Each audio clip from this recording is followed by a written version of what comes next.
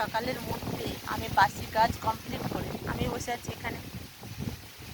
কেন জানো? এই যে দেখো কিরকম বাতাস।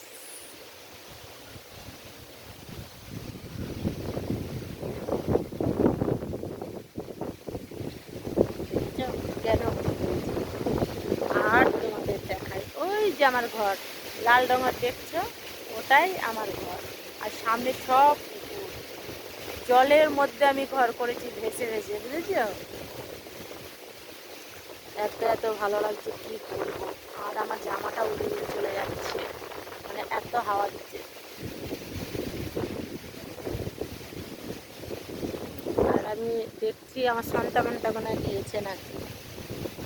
আর আমি বসে এখানে